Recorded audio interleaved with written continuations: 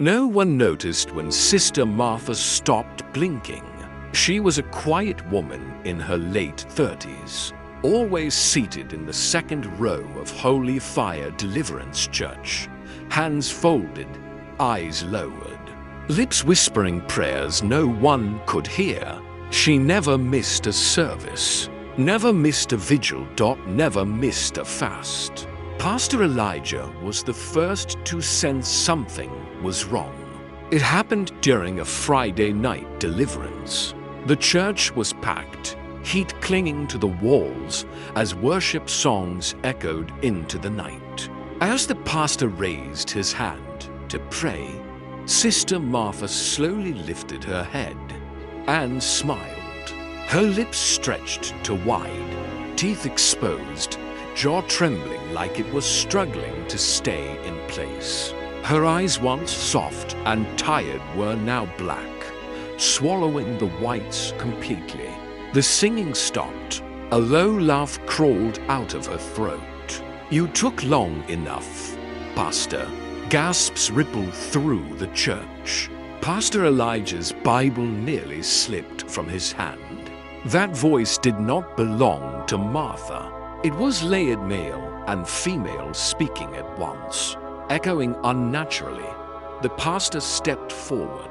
"In the name of Jesus, whatever spirit is inside this woman," she stood. Slowly, effortlessly, her neck cracked as her head tilted sideways. "Careful, Elijah. You know me." The pastor froze. Only one thing knew his name like that.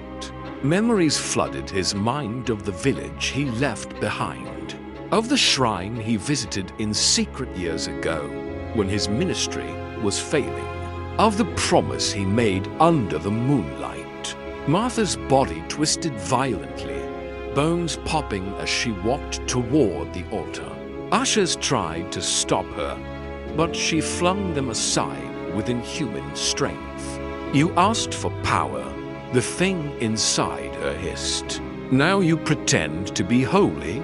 The congregation screamed and fled. Candles fell, drums overturned. The church became chaos. Pastor Elijah fell to his knees. "I repented," he cried.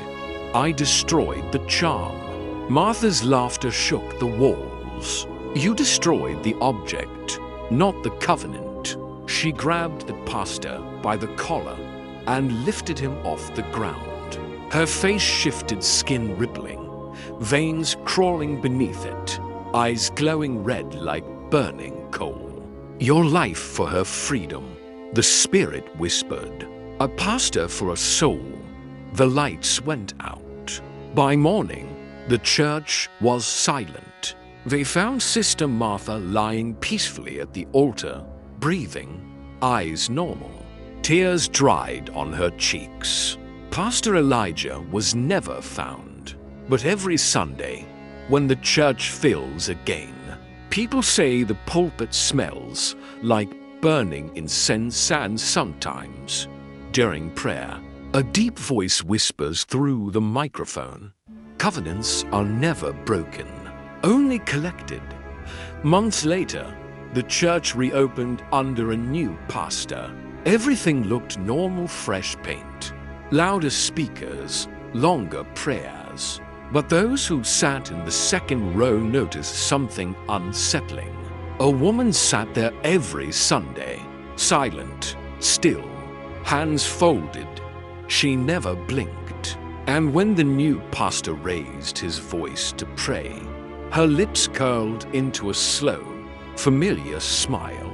Because evil doesn't leave the church when the doors close. It only waits for another shepherd.